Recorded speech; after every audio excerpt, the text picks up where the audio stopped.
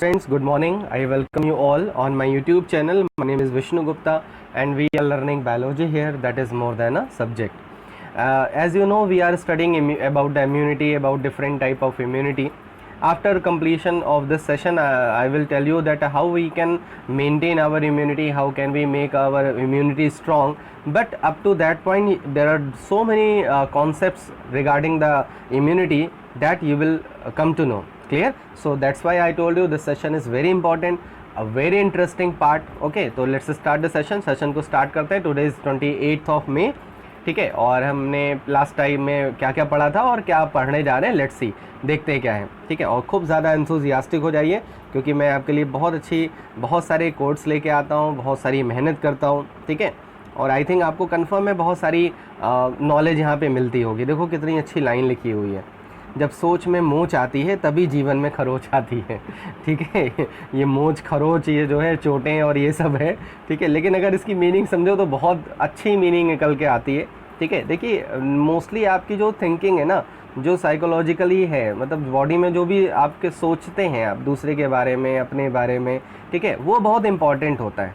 तो अगर आपकी सोच में मतलब सोच अच्छी नहीं है, ठीक है, थिंकिंग अच्छी नहीं है, ठीक है, आप जो है ऑनेस्ट नहीं हैं, दूसरों के बारे में अच्छा नहीं सोचते, अपने बारे में अच्छा नहीं सोचते, तो कंफर्म है आपके लाइफ में बहुत सारी ऑब्स्टिकल्स आने वाले हैं, बहुत सारी प्रॉब्लम्स आने वाली हैं. ठीक है, तो इसीलिए अपनी सोच को बहुत अच्छा करिए, हमेशा अच्छा रखिए, दूसरों के लिए भी अच्छा सोचिए, और दूसरों के लिए अच्छा सोचेंगे तो कंफर्म है ऊपर वाला आपके लिए अच्छा ज़रूर सोचेगा. ठीक है, लेट्स स्टार्ट द सेशन को स्टार्ट करते हैं.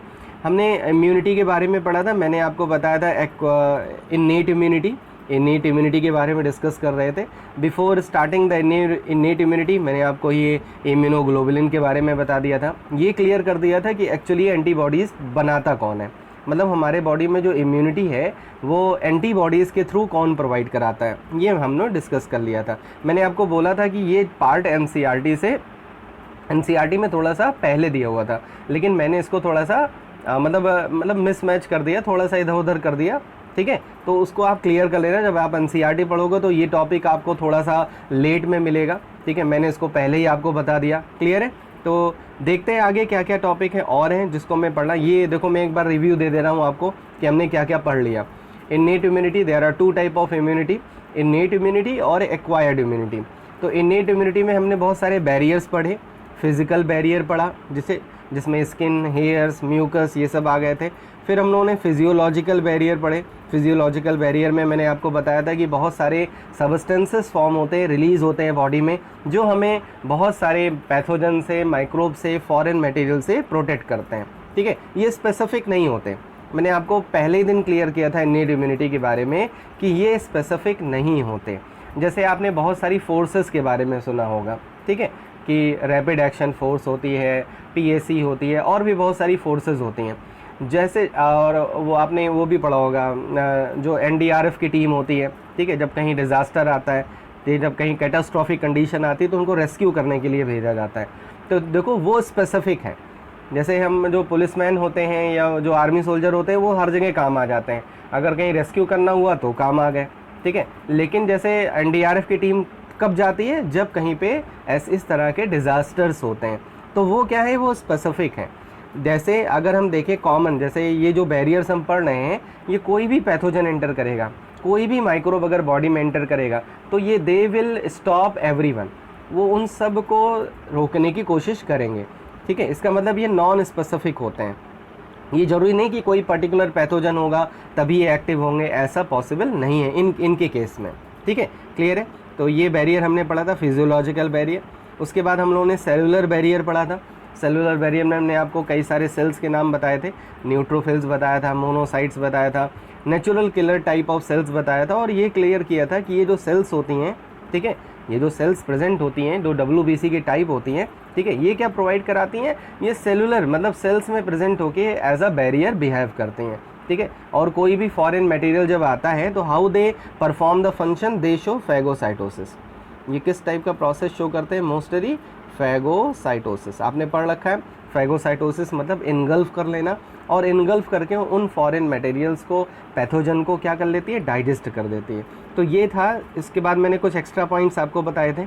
ठीक है, इनके बारे में, सेलुलर बैरियर के बारे में, जो आपके एनसीईआरटी में नहीं है लेकिन मुझे इंपॉर्टेंट लगा इसीलिए मैंने इस स्लाइड को यहाँ पे डिस्प्ले कर दिया है। Now come to the next part, cytokine barrier काफ़ी इंपॉर्टेंट है।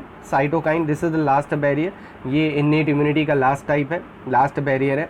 अब देखो साइटोकाइन बैरियर में क्या होगा, जैसे मैं एक स्टोरी की तरह आपको पहले बता दूं, जैसे मान लो आप कहीं जा रहे हो, जैसे इस समय लॉकडाउन का टाइम है, लोग निकलते हैं, 2 लोग 3 लोग बैठ जाते हैं स्कूटी पे, आगे जाते हैं, पता लगा पुलिस वाला मिल गया, ठीक है, पुलिस वाले, अगर कोई पुलिस पर्सन मिल गया, कोई सिक्योरिटी पर्सन मिल गया, तो आपको क्या करता है, वो आपको डंडे मार देता है, ठीक है। अब आप तो डंडे खा लिए, अब आप वापस आ रहे थे, तो आपके जो फ्रेंड्स थे वो और जो फ्रेंड्स थे वो भी तैयार थे जाने के लिए, तो आपने क्या किया, उनको क्या किया, रोक दिया, भैया मत जाओ, मार पड़ रही है, समझ में आया, ठीक है। तो वो आप तो चलो ठीक है, आप तो गए, आपको तो मार पड़ गई, ठीक है, आपका कुछ नहीं हो सकता, लेकिन आपने अपने फ्रेंड्स को क्या कर लिया, बचा लिया। एकदम सेम इसी स्टोरी की तरह साइटोकाइन बैरियर भी हमारे बॉडी में होते हैं। कैसे काम करते हैं, जैसे मान लो अगर कोई वायरस इन्फेक्टेड सेल है, let me take one blank slide, देखो कोई भी सेल है, इस पे वायरस ने अटैक कर दिया, वायरस इन्फेक्टेड सेल्स हो गई हैं, ठीक है, these cells release some protein, ये जो वायरस इन्फेक्टेड सेल्स होती हैं ये प्रोटीन रिलीज़ करती हैं, ठीक है, and this protein protect the non infected sales, मतलब जो अभी तक इन्फेक्शन जिन पे नहीं है, जैसे अभी मैंने बताया कि आपने अपने फ्रेंड्स को क्या कर दिया, अवेयर कर दिया कि भैया मत जाओ नहीं तो मार पड़ जाएगी, तो वो अभी तक उसको वो इन्फेक्शन, मतलब उस पर अभी कुछ भी प्रॉब्लम नहीं आई थी, तो आपने उसको पहले से ही बचा लिया। क्लियर है। तो कोई भी वायरस है जब वो सेल्स पे अटैक करता है, इन्फेक्ट करता है, तो सेल्स प्रोटीन रिलीज़ करती हैं। ये प्रोटीन नॉन इन्फेक्टेड सेल्स, मतलब अभी भी जिन पे वायरसेस ने अटैक नहीं किया है उनके ऊपर लेयर बना लेती हैं, उनको प्रोटेक्ट करती हैं। किससे प्रोटेक्ट करती हैं? वायरस से प्रोटेक्ट करती हैं। और इसी प्रोटीन को हम बुलाते हैं इंटरफेरॉन। इंटरफेरॉन। अब ज़रूरी नहीं है कि ये सारे वायरस इन्फेक्शन में ये प्रोटीन बनती हो। जैसे कभी कभी ऐसा होता है कुछ कैंसरियस सेल कैंसर जो होता है वो वायरस की वजह से भी होता है, तो ऐसी कंडीशन में ये प्रोटीन काफ़ी काम आती है। ये प्रोटीन क्या करती है, ये जो नॉन इन्फेक्टेड सेल्स हैं जिन पे इन्फेक्शन नहीं है, जिन पे कैंसर नहीं हुआ है, उनको क्या कर लेती हैं, उनको प्रोटेक्ट कर लेती हैं। समझ में आया? तो ये था किसके बारे में? इंटरफेरॉन के बारे में। ये देखो, virus infected cells secrete protein known as interferon which protect non infected cells. ठीक है, किससे इन्फेक्शन? वायरस से इन्फेक्शन। क्लियर हो गया? तो इंटरफेरॉन समझ में आ गया। ये क्वेश्चन बहुत आता है बोर्ड एग्जाम में कि व्हाट आर इंटरफेरॉन्स, इंटरफेरॉन्स क्या होते हैं। अब देखो तो दिमाग में बहुत सारी क्यूरियोसिटी तो रहती है, हम तुम्हारे अंदर भी रहती है, मेरे अंदर भी रहती है। ठीक है, मैं भी सोचा करता हूँ। ठीक है, जैसे मैं एक दिन सोच रहा था कि लोग क्यों बोलते हैं शाम को झाड़ू नहीं लगानी चाहिए, ठीक है, शाम के बाद कूड़ा नहीं फेंकना चाहिए। तो मैं एक दिन सोच रहा था तो मेरे दिमाग में बात आई, मैंने कहीं पढ़ा नहीं, कहीं पे किसी बुक में नहीं पढ़ा, लेकिन मेरे दिमाग में बात आई कि पहले क्या होता था कि पहले जो है लाइट तो होती नहीं थी। ठीक है, पहले जो है लाइट तो होती नहीं थी, तो 5 बजे के बाद जो है इतनी ज़्यादा रोशनी नहीं होती थी। तो होता क्या था कि अगर आपने ब्रूमिंग की, आपने क्लीननेस की, ठीक है, तो आपने क्या किया, बहुत सारे, हो सकता है कोई प्रीशियस चीज़ आपके घर से बाहर चली जाए। समझ में आया? तो सोचने पे डिपेंड करता है, हमारी क्यूरोसिटी पे डिपेंड करता है। जैसे क्यूरोसिटी और होती है हमारे बॉडी से रिलेटेड, एक प्रॉब्लम होती है फीवर, सबसे कॉमन है आजकल। भाई सब लोग को बचाएं फीवर से, ठीक है, किसी को फीवर ना हो। फीवर होने पे अगर आप कहीं जाओगे तो थर्मल डिटेक्टर आपको डिटेक्ट कर लेगा। ठीक है, तो फीवर अगर किसी को है तो क्वेश्चन आता है कि फीवर होता क्यों है। एक्चुअली जब भी कोई पैथोजन हमारे बॉडी में एंटर करता है तो तुम्हें पता है सबसे पहले कौन उसको रोकता है, हमारा गार्ड कौन होता है? That is macrophage. मैक्रोफेज उसको रोकता है। ठीक है, अब जब मैक्रोफेज रोकता है, जब पैथोजन एंटर करता है तो एक प्रोटीन रिलीज़ होती है जिसका नाम होता है पायरोजन। ठीक है, जब भी किसी को फीवर होता है तो उसको एंटी पायरोजन देते हैं। ठीक है, तो एक केमिकल रिलीज़ होता है जिसका नाम होता है पायरोजन। यही पायरोजन, ठीक है, ये जो पायरोजन होता है, यही पायरोजन क्या होता है, ये हमारे जो थर्मल रिसेप्टर्स होते हैं उनको एक्टिव करता है। समझ में? ठीक है, जो मैक्रोफेज जब ये रिलीज़ करता है, जब इसका पायरोजन का कंसंट्रेशन बढ़ने लगता है तो हमारे ब्रेन में जो थर्मल रिसेप्टर्स प्रेजेंट होते हैं, जो बॉडी का टेम्परेचर रेगुलेट करते हैं, उनको ये स्टिमुलेट करते हैं और बॉडी का टेम्परेचर क्या हो जाता है? बढ़ जाता है। कभी कभी बॉडी का टेम्परेचर मतलब माइल्ड फीवर होता है, तो माइल्ड फीवर कहते हैं अच्छा होता है। क्यों अच्छा होता है? क्योंकि माइल्ड फीवर की वजह से हमारे जो अदर जो सेल्स हैं जो हमारी बॉडी को प्रोटेक्ट करती हैं वो एक्टिव हो जाती हैं। तो माइल्ड फीवर की वजह से उनको लग जाता है कि हाँ बॉडी में कोई प्रॉब्लम है और वो एक्टिव हो जाती है, तो उससे क्या होता है हम डिजीज़ से जल्दी से ओवरकम हो सकते हैं। समझ में आया? ठीक है, तो ये है था, आपकी एनसीईआरटी नहीं है लेकिन मैंने इस स्लाइड में इसको यहाँ पे डिस्प्ले कर दिया है, तो उसको नोट कर लेना। इसी पायरोजन को हम इंटरल्यूकिन भी बोलते हैं, कभी कभी हो सकता है आपके कॉम्पिटिटिव एग्जाम में इस तरह के टर्म्स आ जाए। ठीक है, क्लियर है? तो पायरोजन समझ में आ गया, साइटोकाइन बैरियर भी क्लियर हो गया। ठीक है, तो 4 बैरियर हमने पढ़ लिए, किस में पढ़ लिए हमने 4 बैरियर? इन्नेट इम्यूनिटी में।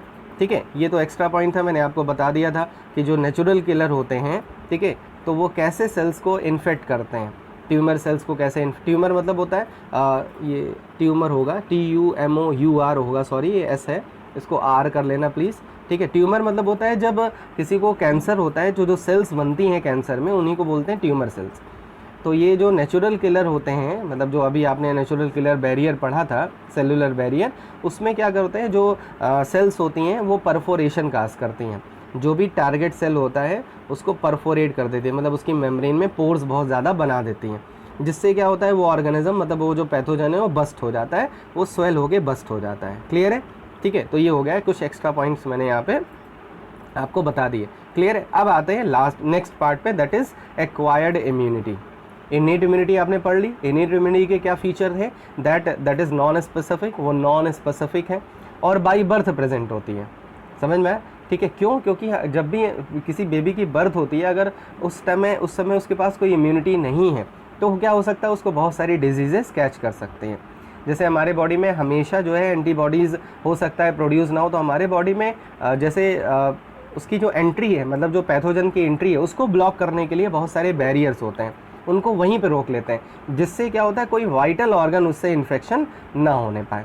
ठीक है, जो जितने अभी आपने बैरियर पढ़े हैं उनका यही रोल होता है कि वो जितने भी पैथोजन होते हैं उनको वाइटल ऑर्गन्स तक पहुंचने से रोक लेते हैं सॉरी। ठीक है, अब आ जाओ एक्वायर्ड इम्यूनिटी पे। और इनेट इम्यूनिटी में एक पॉइंट जरूर याद रखना, वो नॉन स्पेसिफिक होती हैं, वो सबके लिए वही होती हैं। ठीक है, सबके लिए उनका कॉमन फंक्शन होता है। अब आ जाओ एक्वायर्ड इम्यूनिटी पे। एक्वायर्ड इम्यूनिटी कब डेवलप होती है? जैसे मान लो बेबी है, ठीक है, अब किसी की बर्थ हुई, बेबी है और उसकी क्या हुई, बर्थ हुई। अब इस बेबी में इनेट इम्यूनिटी तो है, लेकिन अगर मान लो इस पर कोई पैथोजन ने अटैक कर दिया, पैथोजन ने अटैक कर दिया और इस पैथोजन को हमारी जो इनेट इम्यूनिटी है वो इसको एनकाउंटर नहीं कर पाई, मतलब इसको रोक नहीं पाई, तो ये पैथोजन जब बॉडी में एंटर होगा तो हमारे बॉडी में एक दूसरी टाइप की इम्यूनिटी डेवलप होगी। समझ में आया? जैसे जब कोई प्रॉब्लम नहीं सॉल्व हो रही है, कोई ऐसी प्रॉब्लम है, जैसे बॉर्डर पे बहुत सारी प्रॉब्लम होती है, तो बॉर्डर में हम स्पेशल फोर्स की मदद लेते हैं। जैसे कोई केस सॉल्व करना होता है तो हम पुलिस, मतलब नॉर्मल जो पर्सन्स होते हैं उनकी हेल्प ना लेके हम CBI की हेल्प लेते हैं, इन्वेस्टिगेशन ऑफिसर्स की हेल्प लेते हैं।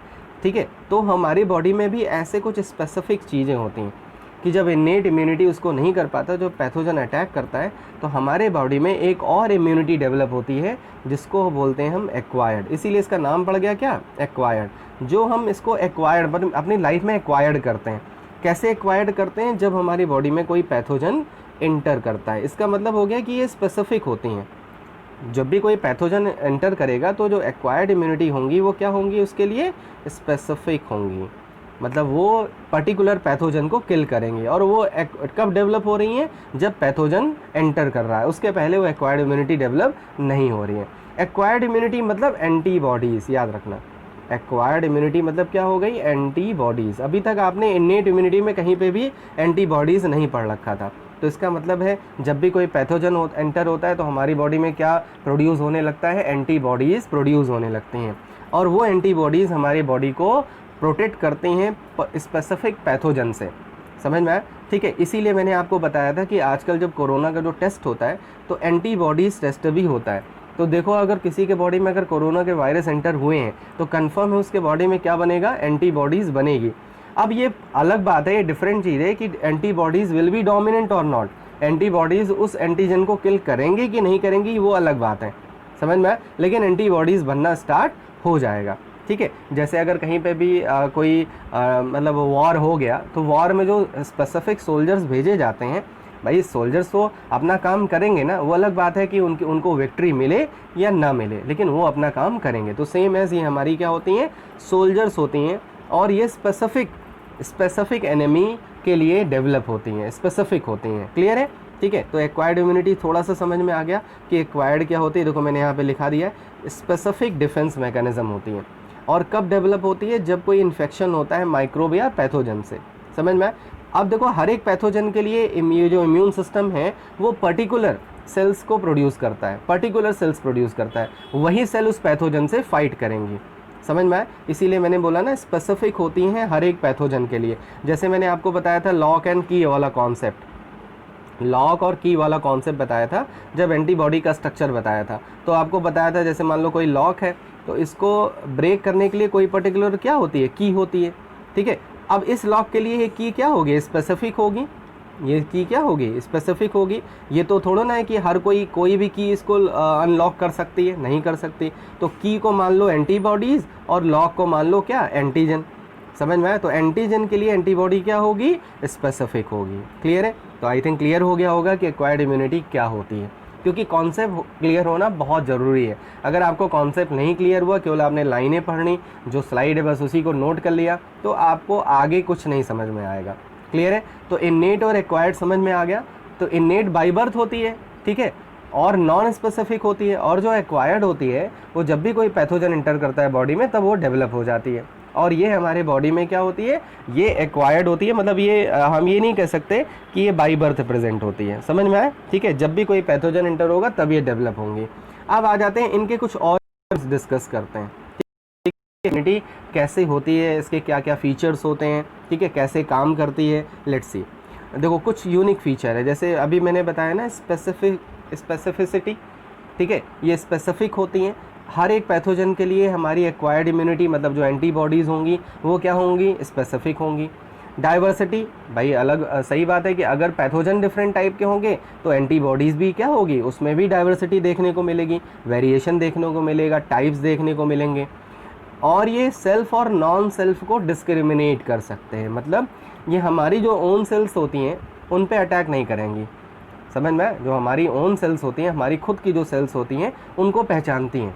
जो नॉन सेल्स होती हैं मतलब नॉन सेल्फ होती हैं, जो बाहर से आती हैं उनको पहचान लेती हैं। तो जो बाहर से आती हैं उनके लिए, उनके अगेंस्ट में दे प्रोड्यूस एंटीबॉडीज़, ये एंटीबॉडीज़ बनाती हैं। लेकिन हमारे बॉडी में जो सेल्स होती हैं उनके लिए एंटीबॉडीज़ नहीं बनाती। अभी आगे पढ़ोगे कि एक ऐसी कंडीशन आती है जब हमारे बॉडी के लिए भी ये एंटीबॉडीज़ बनाने लगती हैं, वो मैं बाद में बताऊँगा। अभी उसको डिस्कस करने की कोई नीड नहीं है यहाँ पे।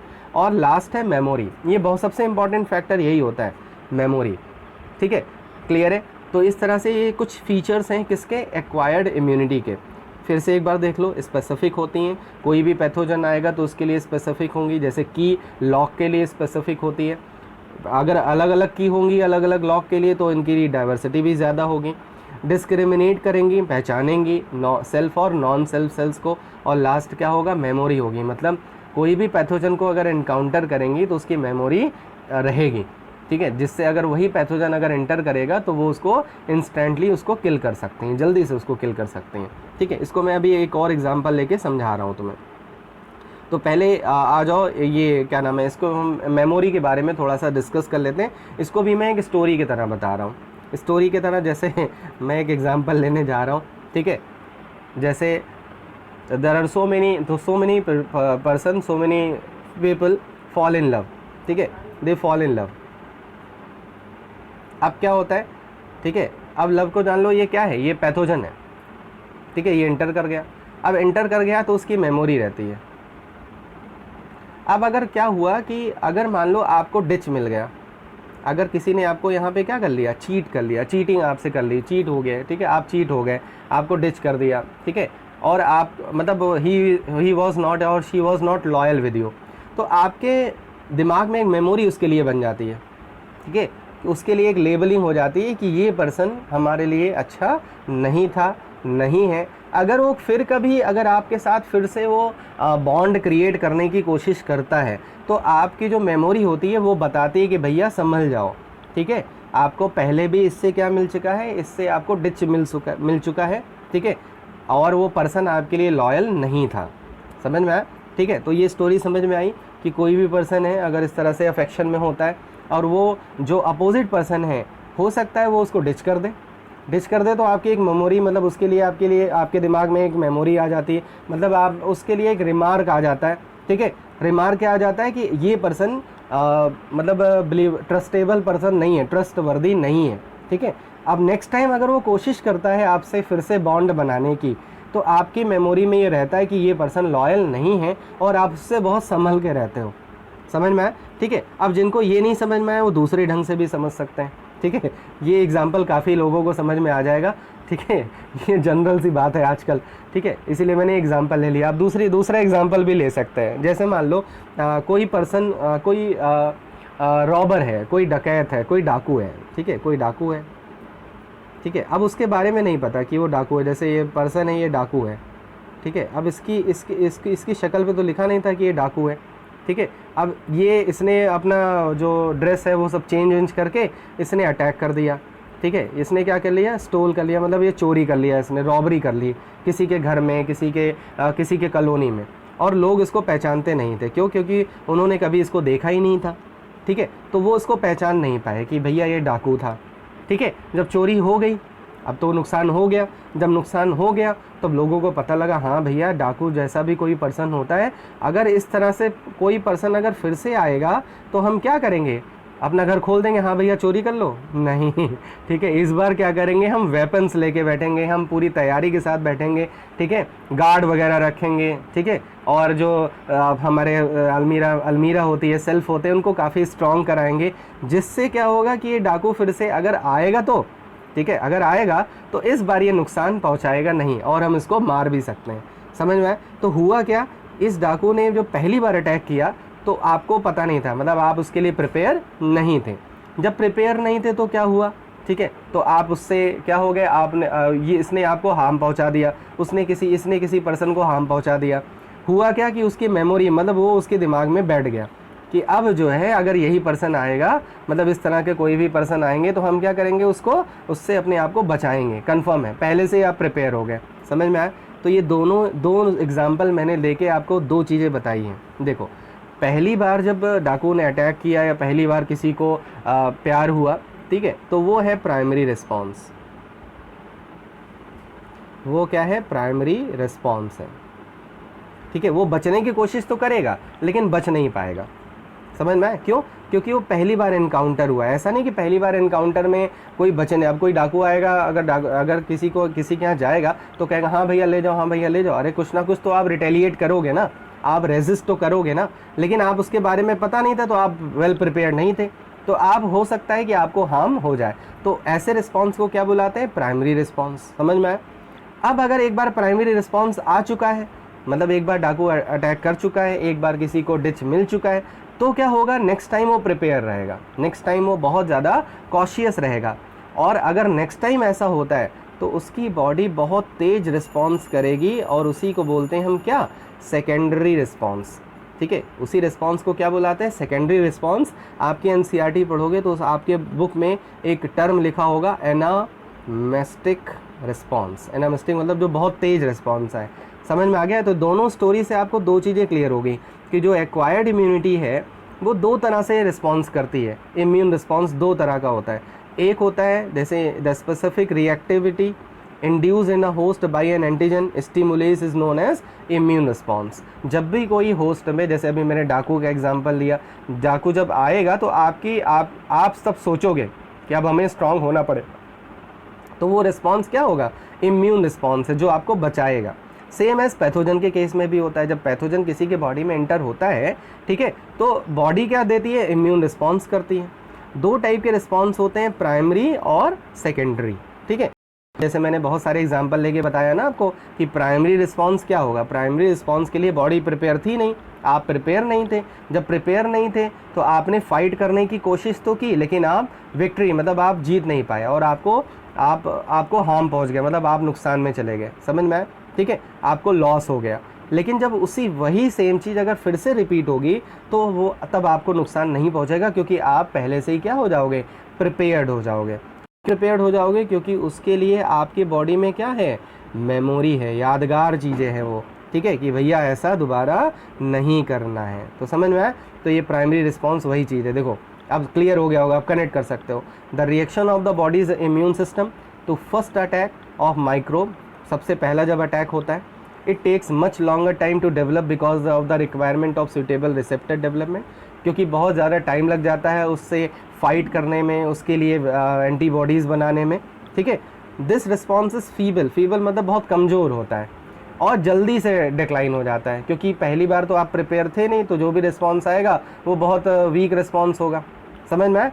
लेकिन इससे एक चीज़, एक फ़ायदा मिलता है कि मेमोरी सेल्स डेवलप हो जाती हैं आपके, मतलब हमारी बॉडी में जो इम्यूनिटी की जो मेमोरी होती हैं वो डेवलप हो जाती है, मेमोरी सेल्स डेवलप हो जाती हैं। मेमोरी सेल्स मतलब they can recognise faster than the first response, first response से बहुत तेज़ वो किसी चीज़ को क्या कर सकती हैं, रिकॉग्नाइज कर सकती हैं और उनके लिए रिस्पॉन्स दे सकती हैं, समझ में आए। तो प्राइमरी रिस्पॉन्स समझ में आ गया कि प्राइमरी रिस्पॉन्स स्लो होता है, इसमें 90% चांसेस होते हैं कि डिजीज़ हो जाती है। जैसे अगर किसी को एक बार, अब आप देखो वो वाला प्रिंसिपल देखो जो एडवर्ड जेनर ने दिया था। एडवर्ड जेनर ने क्या बताया था कि अगर किसी को काऊ पॉक्स होता है तो उसको स्मॉल पॉक्स नहीं होता। क्यों नहीं होता? क्योंकि एक बार काऊ पॉक्स एंटर कर गया, तो काऊ पॉक्स जब एंटर कर गया तो बॉडी को डिजीज़ तो हो गई, पर्सन को डिजीज़ हो गई। क्यों? क्योंकि बॉडी पहले से प्रिपेयर नहीं थी। अब नहीं प्रिपेयर थी तो डिजीज़ हो गई, लेकिन अब क्या हो गई, अब वो प्रिपेयर हो जाएगी। अब नेक्स्ट टाइम अगर उसी टाइप का कोई पैथोजन एंटर करेगा, जैसे अगर स्मॉल पॉक्स का वायरस एंटर करेगा, तो अब उसको स्मॉल पॉक्स नहीं हो पाएगा। क्यों नहीं होगा? क्योंकि अब उसकी मेमोरी सेल्स डेवलप हो चुकी हैं और उसको तुरंत एनकाउंटर कर देंगी, तुरंत मार देंगी, और इसीलिए सेकेंडरी रिस्पॉन्स जो होता है उसमें डिजीज़ेस जल्दी होने चांसेस नहीं होते। अब अगर आपने इसी चैप्टर में बहुत सारी डिजीज़ेस के बारे में पढ़ा है, और वहाँ पे मैंने बताया था कि कुछ डिजीज़ ऐसी होती हैं जो लॉन्ग लाइफ इम्यूनिटी प्रोवाइड कराती हैं, लॉन्ग लाइफ इम्यूनिटी, ठीक है। मतलब एक बार अगर वो डिजीज़ होगी तो दोबारा नहीं होती। जैसे मैंने आपको कुछ एग्जांपल दिए थे, मम्स दिया था, मम्स के बारे में बताया था, पॉक्स के बारे में बताया था, है ना। इनके बारे में बताया था कि अगर ये डिजीज़ एक बार किसी को हो जाती हैं तो पूरी लाइफ में इनके होने के चांसेस 0.1% होते हैं, मतलब बहुत कम हो जाते हैं, रेयर हो जाती है। समझ में? क्यों ऐसा हो रहा है? पहली बार जब मम्स का वायरस एंटर किया या पॉक्स का वायरस एंटर किया, तो ऐसे में बॉडी ने जो रिस्पॉन्स किया वो कैसा रिस्पॉन्स था? प्राइमरी रिस्पॉन्स था।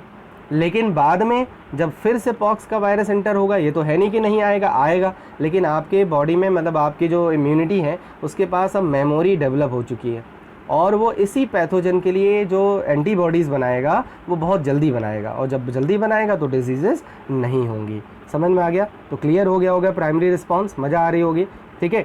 और देखो सेकेंडरी रिस्पॉन्स, ये the reaction of the body's immune system to any subsequent मतलब जो एक के बाद एक आ रहा है, infection of the same microbe is termed secondary response. समझ में? अब किसी की बॉडी में पता लगा एक बार कोई डिफरेंट टाइप का पैथोजन गया, दूसरे बार कोई और टाइप का पैथोजन गया, तो ऐसी कंडीशन में सेकेंडरी रिस्पॉन्स डेवलप नहीं होगा। उसके लिए ज़रूरी है कि सेम टाइप का पैथोजन जब दूसरी बार एंटर करेगा तब ये रिस्पॉन्स आएगा।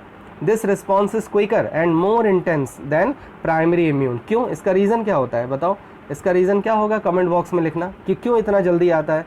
This is so because the memory B cells are present so quickly, ठीक है। इनकी जो मेमोरी सेल्स होती हैं वो बहुत जल्दी, बी सेल्स की जो मेमोरी सेल्स होती हैं, ठीक है, वो बहुत जल्दी आती हैं, ठीक है। अभी मैं आगे बताऊंगा बी सेल्स क्या होती हैं और टी सेल्स क्या होती हैं, अभी आप आगे पढ़ने जा रहे हो उसको, ठीक है। क्लियर है? तो इस तरह से ये प्राइमरी रिस्पॉन्स क्लियर हो गया होगा, और आई थिंक मैंने कोशिश की बहुत अच्छे से आपको समझाने की, क्योंकि ये बहुत कॉन्सेप्चुअल पार्ट है। ये जिसके समझ में आ गया जान लो, उसके लिए चैप्टर या जो हमारी जो रियल लाइफ है उसमें बहुत सारे हमारे कॉन्सेप्ट क्लियर हो जाते हैं।